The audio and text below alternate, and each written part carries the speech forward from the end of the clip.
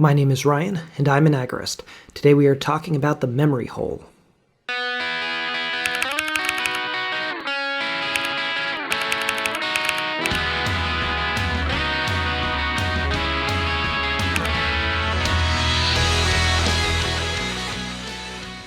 Censorship has been in the news a lot lately. You've probably heard it mentioned in relation to Donald Trump. Last week, Twitter and Facebook and a number of other online platforms permanently suspended his accounts. It's pretty wild, but at the same time, there's a lot more worth talking about than just one person losing their Twitter account. In the past, censorship has taken many forms. Originally, it involved physically stopping people from speaking, either with violence or threat of violence. Then when paper came around, it involved physically destroying scrolls or books or whatever you had the stuff written on. In George Orwell's classic 1984, he imagined a future where censorship happened by people physically, literally taking newspapers and cutting out the offending parts, and then shoving them down something called a memory hole, where they were burned up and destroyed forever. Today, we've experienced decades of near free spread of information.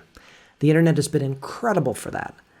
But now people are realizing that the same tools which were so incredible for the proliferation of information can also be used for the mass censorship of information. In the past, censorship always involved a lot of work. It involved somebody leading a campaign to censor something. It involved getting thugs to carry it out. They would have to physically find the people that were causing the trouble and physically find the offending materials that they wanted to censor, and then they had to physically dispose of them. Today, censorship happens at the push of a button. It doesn't matter whether the contraband information comes from powerful government officials or just regular people like us. For better or for worse, the internet has become the public space. It's where we make friends. It's where we interact. It's where we keep in contact with family. And more, it's becoming where we get our work done. This combination of censorship becoming so easy and our lives moving to such a large extent online has created a problem worth talking about. While censorship used to involve trying to get rid of a few people or books, we now risk instantly having huge portions of our life ripped from us without any warning and with no recourse. I experienced this personally with a Facebook group. It was a group of us who met online, we became friends, and we interacted online. We built real relationships and even businesses along the way. We shared births and deaths and countless prayers. Yet on our 4th anniversary, just a few days before the 2020 presidential election, it was gone. They accused us of the vague crime of violating community standards. The thing is, our group wasn't the only one. Millions of people are losing years of their lives to big tech censorship. Donald Trump is only one drop in that ocean. This goes beyond politics and the tired arguments over public versus private censorship. The source material for history is being literally ripped from us. Opposing voices are disappearing without any recourse.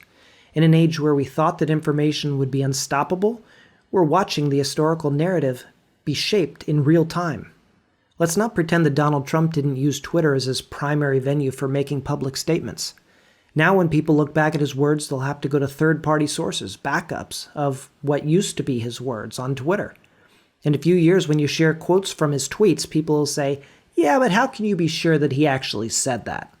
What will remain are the incessant fake news articles, which paint Donald Trump as a hopeless tyrant and anybody who doesn't hate him as brainwashed Q people.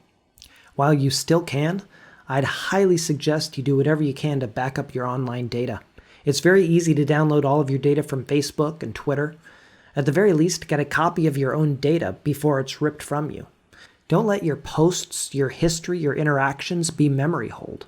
And going forward, now is a great time to stop and consider where we're sending our data.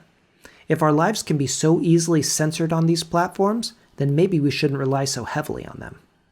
Take control of your life and your online data. Don't let yourself be memory holed.